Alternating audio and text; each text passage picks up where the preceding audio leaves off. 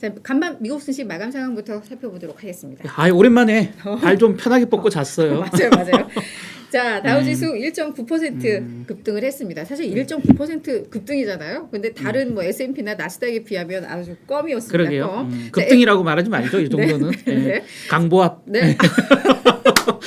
아, 뭐 이러고 두고 강보합이라고 하면 쟤네 모르는 거 아니야. 또 처음 보시는 분도 오해할 수 있으니까. 예, 자, S&P 500은 2.7% 급등했고요. 와, 나스닥은 3.4%나 올랐습니다. 자, 어떤 일들이 있었는지 좀 살펴보도록 할게요. 네, 수피아님 안녕하세요. 오늘은 데이 오프라 편히 들어요. 아, 오늘 뭐 휴가신가? 그러게요. 연차시면 오늘 편안하게 좀 들으시고 함께 또 질문해 주시고 의견 주시면 감사하겠습니다. 자, 일단 개장 전부터 좀 반가운 소식이 영국으로부터 날아왔습니다. 영국이 이제 결국은 100기 들었습니다. 네, 감세한 그렇죠. 대부분을 이제 철회를 했는데요.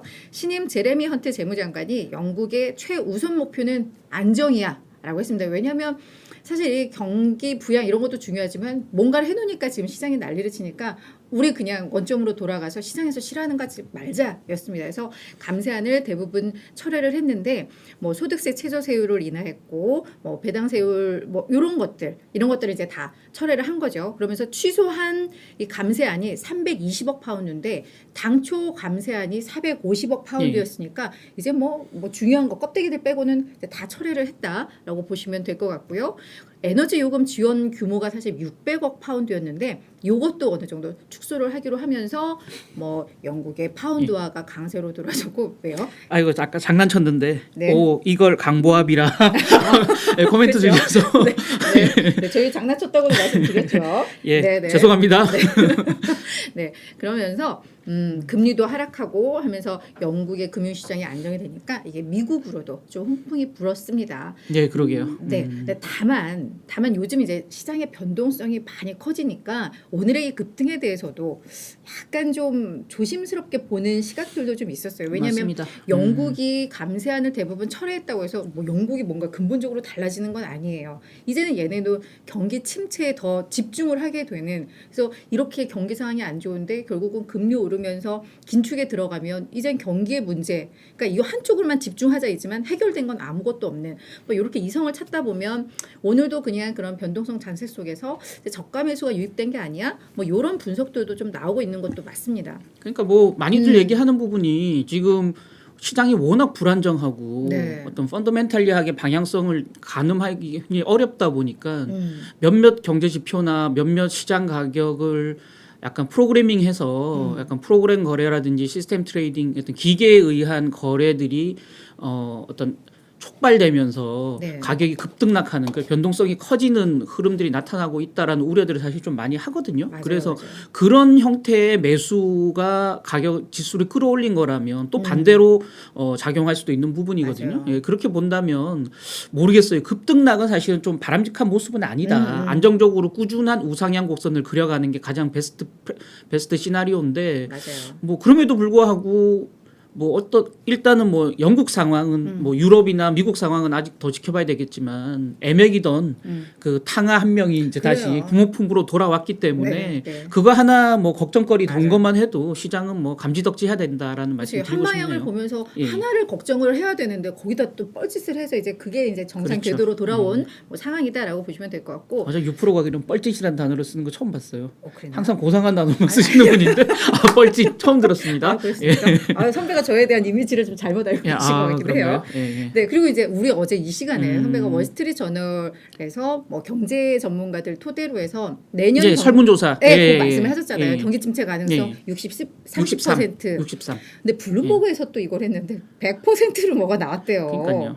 그러면서 아마 시계를 달리했을 거예요. 맞아요. 그러니까 1년 단위로 했는데 근데 이거는 설문은 아니라 얘들이 어떤 데이터를 통해서 한 건데 이제 거기에서 이제 100%로 설문조사 해야죠. 설문조사. 그렇죠. 그래서 일단 시장의 이제 관심은 다시 경기로 이제 많이 쏠릴 것 같고 경기 침체에 대한 우려는 여전히 진행형이다라고 말씀을 드릴 것 같습니다. 여기에 또 하나 이제 또 상승에 불을 지핀 것은 뱅크 오브 아메리카가 실적을 발표를 했는데요. 너무 잘 나왔어요.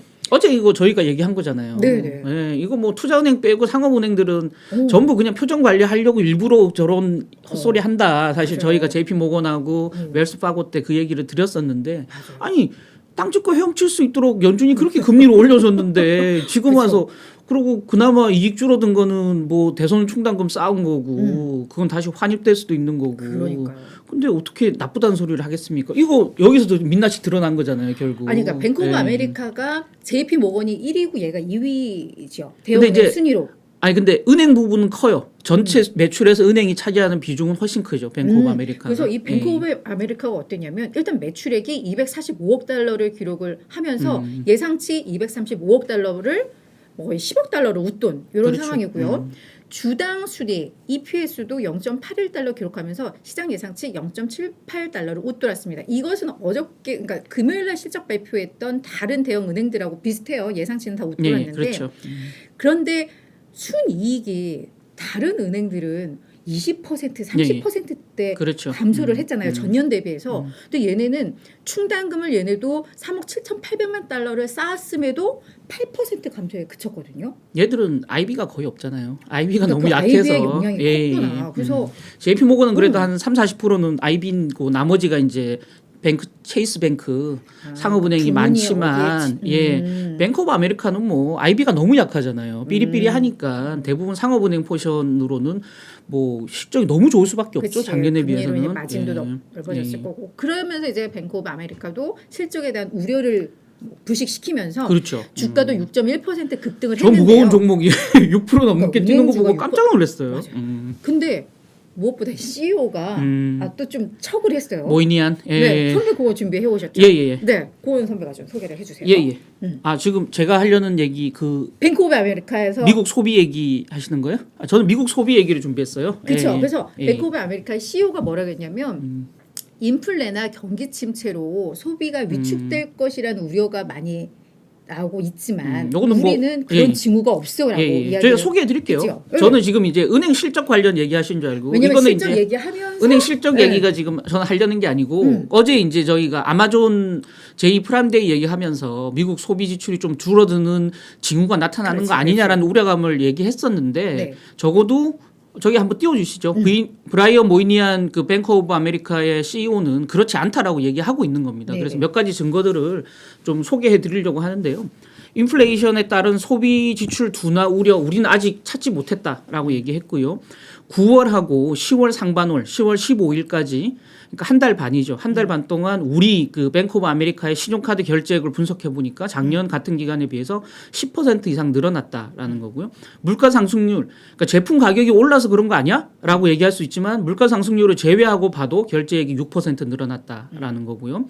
은행들 우리 뱅크 오브 아메리카 은행을 이용하는 은행 고객들의 계좌 잔고를 보니까 평균 잔고가 팬데믹 직후보다도 훨씬 높다라는 거고요. 특히 이제 소액 계좌 돈이 좀 적은 사람들. 그래서 우리 지금 인플레이션에 가장 큰 타격을 받는 사람 저소득층 아니냐 얘기하잖아요. 저소득층이 지갑을 닫을 수 있다. 그래서 어제 소비 양극화 얘기를 저희가 잠깐 드렸는데 그럼 저소득층은 어때? 소액 계좌 고객 잔고를 봐도 팬데믹 전보다 5배나 높아 지금.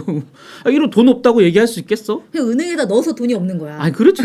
그래서 카드하고 대출 연체율도 2020년 전보다 지금 훨씬 낮기 때문에 아니 별로 손해 볼 게 없다라는 거예요. 그리고 소비 지출이 약화되지 않을 거기 때문에 미국 소비 아직 건강하다라고 그렇지. 얘기했다는 거예요. 맞아요. 아 이거는 모르겠습니다. 이건 아마존의 문제였나요 결국? 아니, 그러니까 저런 상황이 다 저런 게 좋다 보니까 이제 예. 은행의 실적도 우리는 좋았어요. 였던 그렇죠, 거니까. 그렇죠. 그래서 예. 그래서 일단 뱅크 오브 아메리카가 단순히 그냥 실적을 좋게 만든 것뿐만 아니라 경기에 대한 우려도 약간 좀 맞습니다. 톤다운 시킬 예. 만한 멘트들을 하면서 네, 시장에서는 좀 열광을 했습니다. 자, 네, MG5님이 상업은행들이 지금 계속 슬픈 생각을 하면서 예. 네, 입꼬리를 내리고 있다. 뭐 이런 말씀도 해주셨습니다. 그렇죠. 장례식장 가서 웃음을 참는 그 고통 있잖아요. 그런 느낌이죠. 네. 예. 자, 그럼 선배 그냥 우리 월가 이슈로 예, 계속 기왕 한 거 이어가주세요. 예, 네. 이어가시죠 뭐. 네. 예. 오늘 이제 그 뉴욕 타임스하고 시에나 대학이 공동 여론 조사를 했거든요. 9일부터 12일까지 미국 유권자 792명 대상으로 했는데 이게 좀 심상치 않아서 제가 좀 전달해 드리려고 해요. 왜냐하면 야 이거 뭐 중간 선거 판세 왜 우리가 알아야 돼 투자자들 하실 수 있지만 어제도 잠깐 얘기 나눴지만 지금 신재생 에너지 가격이 폭락하고 있는 게 이거거든요, 결국. 그다음에 이제 뭐 에너지 가격, 그러니까 그 전통적인 원유 기업들은 상대적으로 수혜를 볼 수 있다라는 뭐 기대감들 등등 해서 공화당이 정권을 잡느냐, 민주당이 정권을 잡느냐, 그 정권은 이제 대통령 백악관 주인이 누가 되느냐 문제가 아니고요. 이제 의회를 누가 장악하느냐의 문제죠. 여기 여론조사 결과가 나왔는데 지금 미국이 올바른 방향으로 가고 있냐라고 물었는데 유권자 64%가 잘못된 방향으로 가고 있다. 24%는 옳은 방향으로 가고 있다. 이게 사실은 똑같은 조사를 계속하기 때문에 2020년 대선 때 미국이 잘못된 방향으로 가고 있다라고 대답했던 사람 93%가 트럼프의 표를 줬어요. 결국 지금 현재 미국이 잘못된 방향으로 가고 있다고 말하는 사람은 대부분 야당을 찍어준다는 거죠. 그렇지. 예, 그런 면에서 보면 64%가 지금 잘못된 방향으로 가고 있다는 말은 그들은 상당수 공화당 쪽으로 좀 마음이 기울었을 수 있다라는 어떤 징후가 되는 거고요. 오늘 선거를 한다면 어느 쪽 후보를 찍겠느냐라고 했을 때 49%가 공화당, 45%가 민주당. 여기 표를 제가 가지고 왔는데요. 여기 같이 한번 보시면 이렇죠. 자. 맨 위에 빨간색 제가 박스 쳐놓은 거 45대 49 공화당이 앞서고 있다라는 거고요. 뭐 남성, 여성, 공이 뭐 여성은 이제 전통적으로 민주당 성향이 굉장히 강한데 우리도 그렇잖아요. 근데 이제 민주당 성향이 강한 편인데 여성들도 지금 47대 47로 갔거든요. 그렇게 본다면 좀 불리하고요. 특히 이제 지난 대선 때 바이든이 이길 수 있었던 결정적인 이유는 사실은 그 이전 선거 2020년에 그 누군가요? 갑자기 이름이 생각나. 트럼프에 몰표를 줬던 백인들이 사실 바이든 많이 찍었거든요. 그렇죠. 거의 비슷한 수였는데 지금 40대 55로 다시 공화당 쪽으로 백인들이 몰려가고 있다라는 거죠. 예, 이렇게 본다면 판세가 좀 불리하다. 특히 이제 지금 전체가 45대 49지만 핵심 지역은 지금 경합 지역에 따라 이번 선거는 판세가 나뉜다는데 경합 지역은 공화당이 훨씬 유리하거든요. 밑에 한번 보시면 바이든 국정 수행 지지하냐라고 했을 때 18%는 강력하게 지지한다. 21%는 다소 지지한다. 합치면 39%밖에 안 돼요. 그다음 45%는 강력하게 부정한다. 13%는 다소 부정한다. 합치면 58%입니다. 예, 이렇게 본다면 굉장히 지금 바이든 대통령하고 민주당의 불리하게 판세가 돌아가고 있다. 이 판세가 계속되는 한 이런 여론조사 결과가 계속되는 한 신재생 에너지라든지 그러니까 바이든 수혜주로 그렇죠. 구분됐던 전기차라든지 섹터는, 이쪽은 약간 좀 그 IRS의 수혜를 IRA의 수혜를 조금 낮춰볼 필요는 있겠다. 그리고 이제 투자하더라도 이 중간선거 이후로 조금 미루는 전략도 좀 필요하지 않을까 하는 생각이 들어서 잠깐 소개해드렸고요. 네. 자, 이거 뭐 중국 요거는 이제 어제 단독 보도인데 중국 국가개발개혁위원회 NDRC가 그 LNG 재판매를 중단하라고 지시했다라는 거죠. 페트로차이나, 시노펙, 중국 해양 석유 등등에 주로 이제 이 국영 중국의 이제 석유 회사들이 재판매 LNG를 재판매했던 나라들이 유럽하고 아시아 국가들이거든요. 여기에 이제 사실은 LNG 수출을 끊어버리는 상황이 되는 겁니다. 겨울철에 자신들도 난방 수요가 이제 늘어날 걸 대비해서 공급 부족이 생길 수 있으니 자국 내 물량을 우선적으로 확보하기 위한 거다라고 설명을 하고 있는 상태인데 어쨌든 지금 러시아산 그 천연가스가 차단되는 유럽 입장에서는 그나마 중국산을 좀 끌어왔었는데 그 부분이 또 이제 끊기면서 조금 날씨가 쌀쌀해지면서 조금 어려움을 겪지 않을까라는 우려도 사실은 좀 들어요.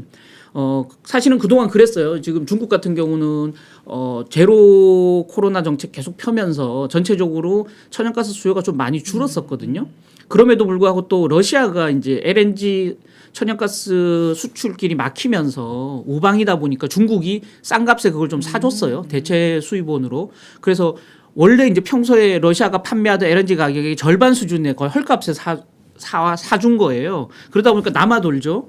남아도는 LNG를 유럽이나 아시아에 재판매를 했던 거죠. 자기들이 수입한 걸 재판매를 했는데 이제 그걸 끊어버린다는 겁니다. 그래서 유럽에 들어오던 우회적으로 들어오던 러시아산 천연가스가 사실 끊기는 거죠. 이렇게 본다 그러면 유럽에는 사실은 좀 리스크가 될 수 있어요.